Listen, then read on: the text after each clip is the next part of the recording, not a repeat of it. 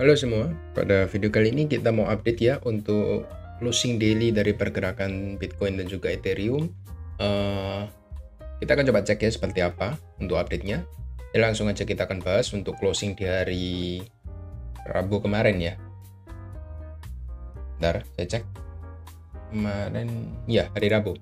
Hari Rabu kemarin seperti apa kita akan lihat langsung. Untuk Bitcoin itu sebenarnya ada sign of itu ya, reversal di sini.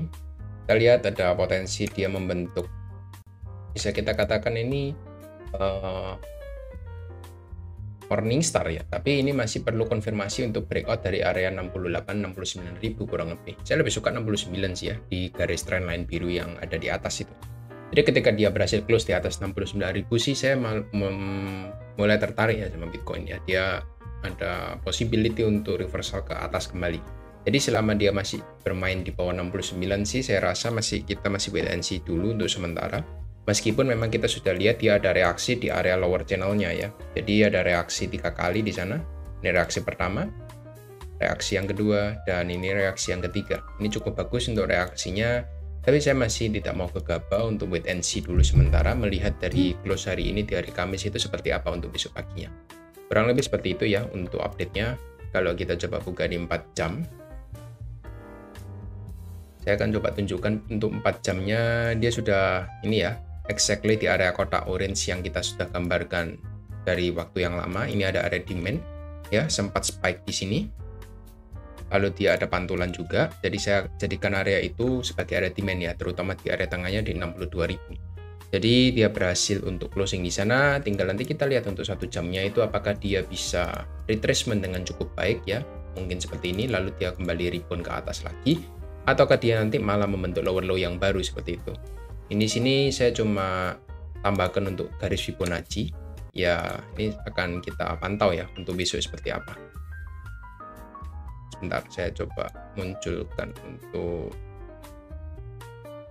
channel seperti ini dulu aja ya.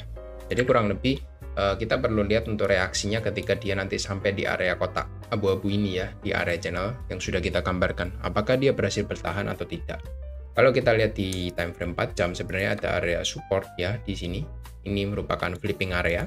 Dia sempat menjadi support, dan ketika dia jebol dia menjadi resisten dengan adanya shooting star atau rejection di area support tersebut.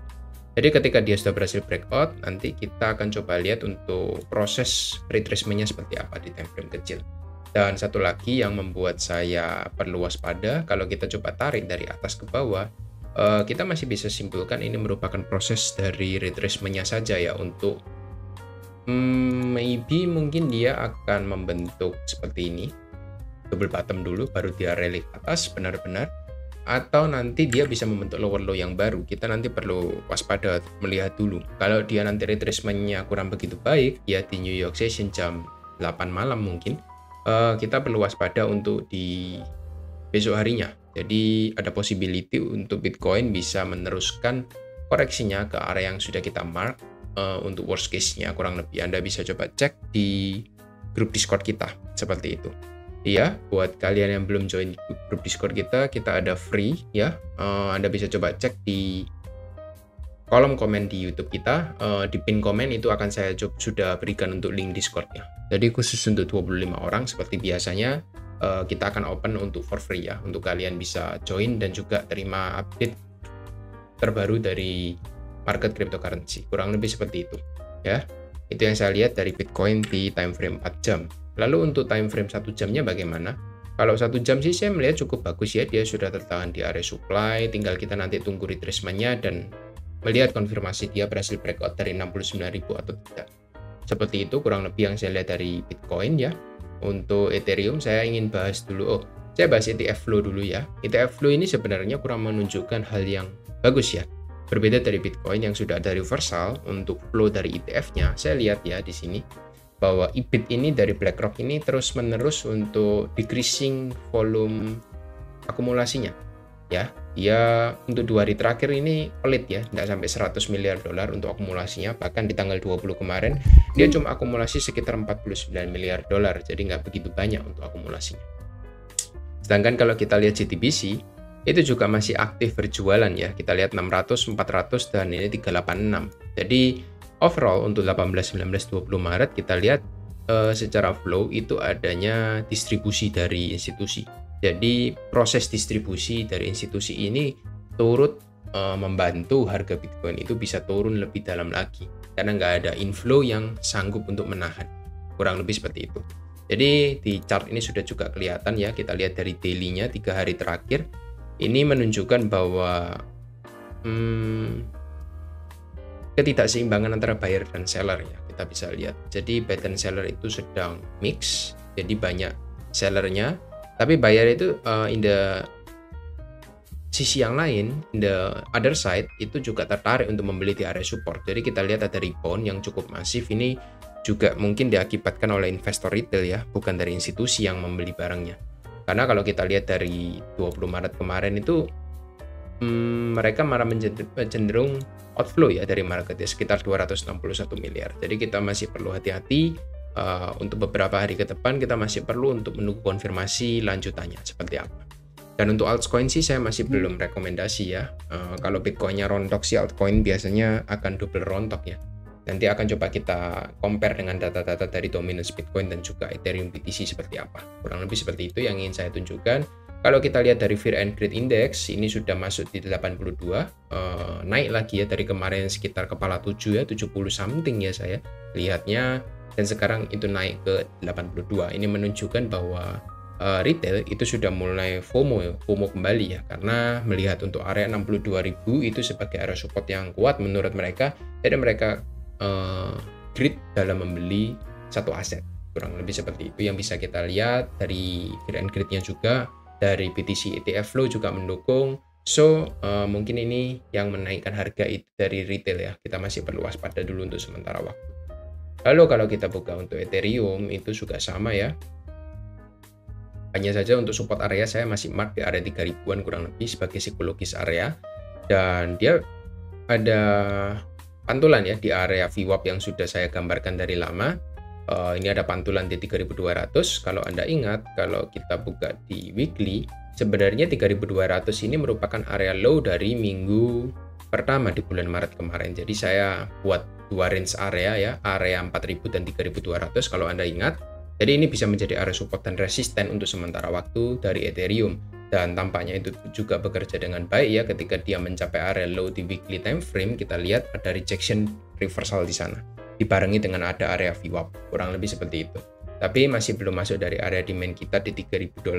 So menurut saya sih masih mix juga untuk Ethereum, bisa kembali melanjutkan reversalnya, kurang lebih seperti itu. Area yang ingin saya perhatikan untuk take out ya, sebenarnya ada di 3650. Dia harus bisa breakout dari 3650 baru saya cukup confident untuk bisa entry kembali di Ethereum, kurang lebih seperti itu. Break dan retest itu merupakan hal yang wajib dilakukan.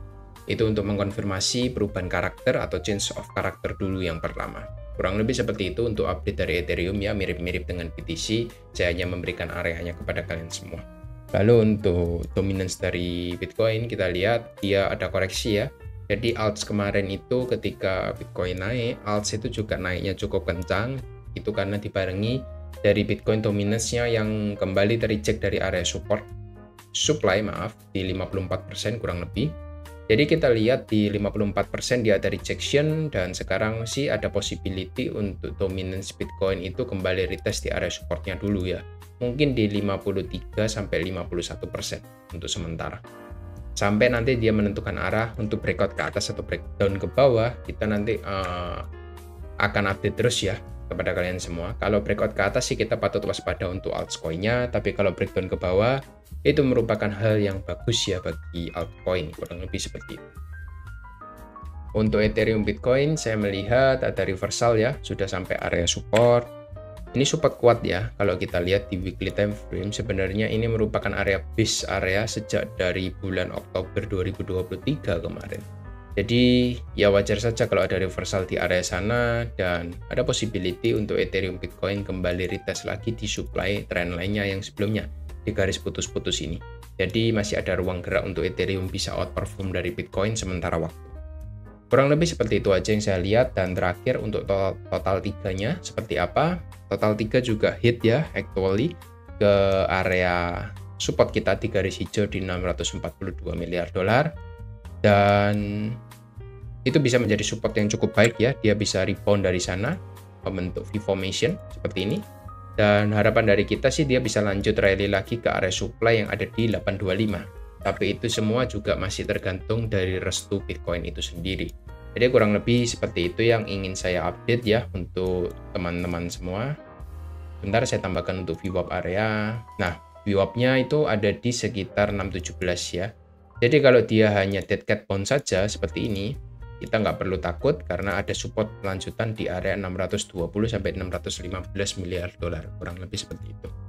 Jadi itu aja yang ingin saya update untuk video daily update kali ini. Semoga bisa membantu. Next kita mungkin akan bahas altcoins dulu ya sebelum kembali ke Bitcoin. Next kalian bisa coba tulis di komen mau bahas apa.